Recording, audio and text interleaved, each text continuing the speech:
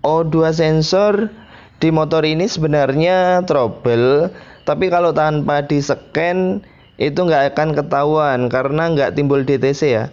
Motornya ini masih enak tarikannya, tadi sudah saya coba dan gasnya masih lempeng.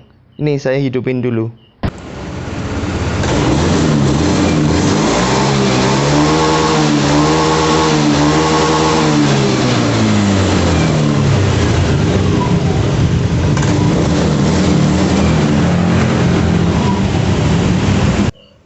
Keluhan ownernya ini tadi kalau motor kehujanan 20 menit atau lebih gitu, motornya jadi ngempos, nggak ada tenaga.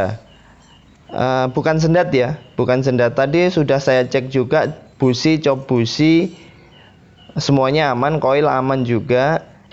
Dan nanti akan saya tunjukin cara saya ngetes ECU itu masih bisa nerima sinyal dari O2 sensor atau tidak, walaupun itu ya kondisi O2 sensornya rusak. Nanti akan saya tunjukin cara saya ngetesnya. Nah, ini motor mati ya, kondisi off. Kondisi on tapi mesin off. Kontak on ini. Bentar, bit FI. Ini harus dicek satu-satu ya teman-teman. Karena nggak ada DTC, jadi harus dicek mulai dari atas. Itu RPM masih 0. Sebentar, TP sekalian dicek TP-nya.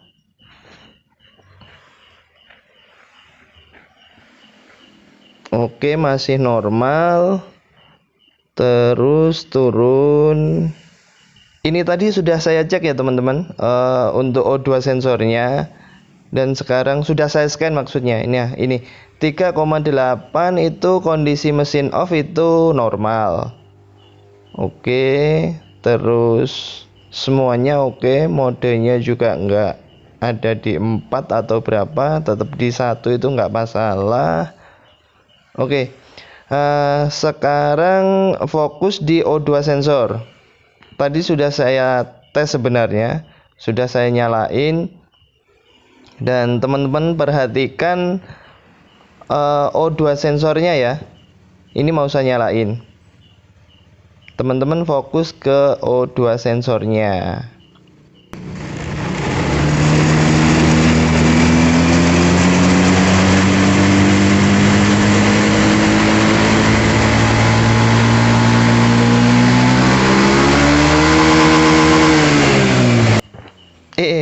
Jatuh sebentar, saya pindah dulu ke bawah aja biar nggak jatuh ya teman-teman. Perhatikan sekali lagi ya untuk O2 sensornya, nilainya itu perhatikan.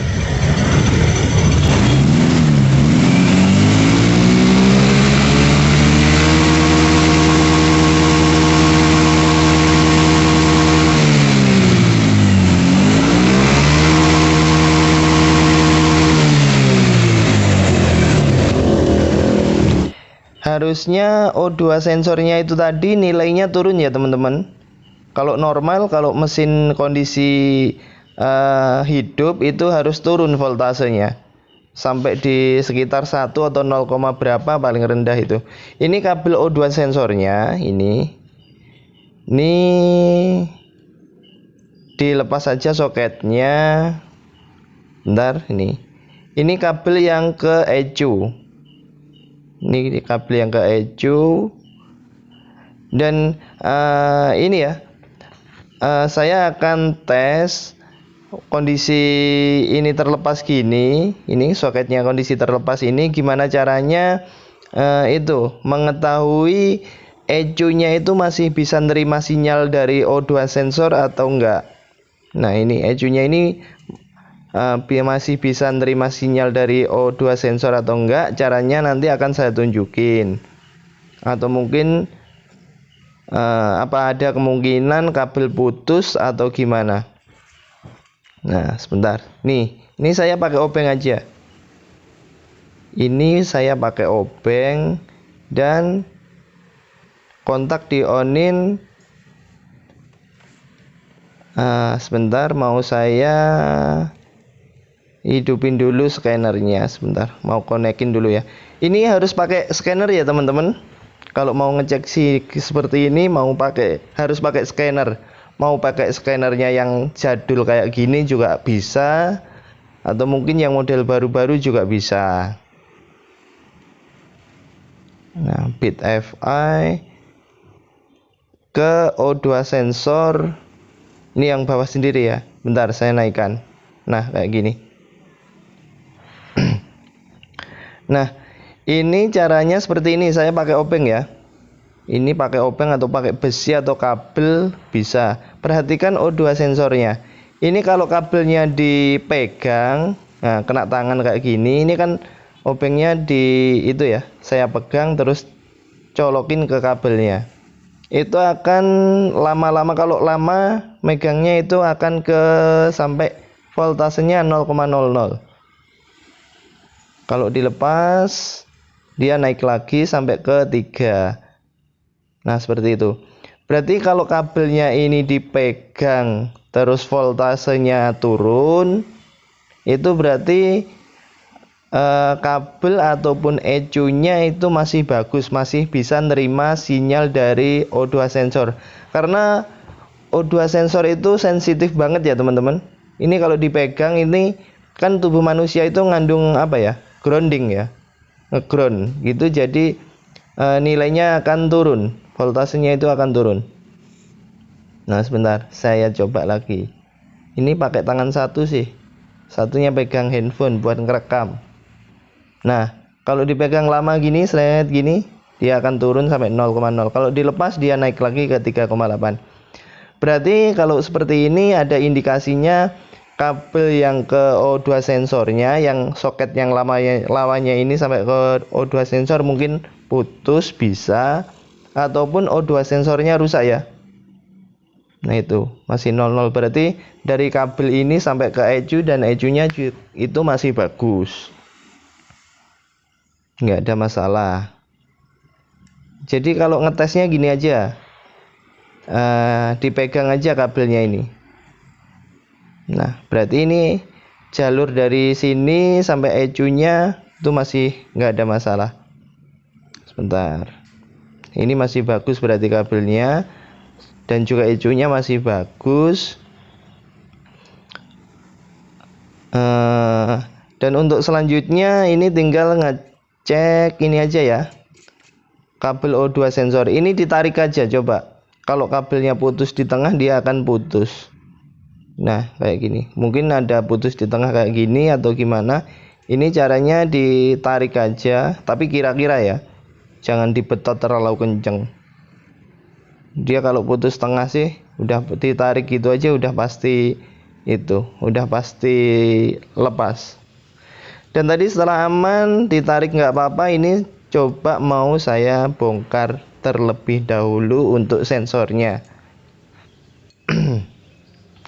Karena ada beberapa kasus, saya ada 2-3 kali ini kena O2 sensor, dan yang kemarin yang satu itu sensornya ternyata patah. Dan semoga saja ini nggak ribet ya. Sebentar. Dan buat teman-teman, saya mohon dukungannya untuk menekan tombol subscribe-nya dan juga nyalakan loncengnya juga. Dan kalau ada kritik ataupun saran, silahkan ditulis di kolom komentar. Terima kasih. Nah, karena ini sudah malam ya, ini udah sore banget, ini mau pulang, tapi saya sempetin dulu untuk ngecek ini. Karena untuk sensor O2 nya di tempat saya nggak ready, jadi kalau ini pasti O2 sensornya yang rusak, nanti bisa order dulu ya teman-teman.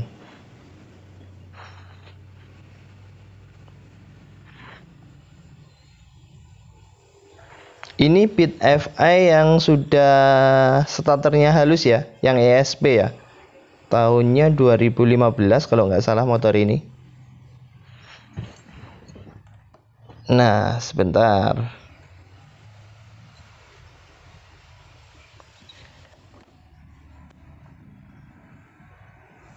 Nah, Perhatikan ya untuk yang di dalamnya itu sensornya yang di dalam. Nah, ini. Nah, ini persis kayak yang kemarin. Kemarin saya dapat Vario juga kayak gini. Tuh patah. Sensornya ternyata patah. Ini harus ganti berarti ini. Ini fix sensornya yang rusak berarti ya teman-teman, bukan kabel yang putus. Biasanya ada dua itu ya, dua kemungkinan. Kalau apa namanya kena hujan itu berebet, itu biasanya bisa juga kabelnya itu kegores, akhirnya ngelupas. Dan kalau ngelupas kena air itu juga bikin motor ngempos juga, karena ini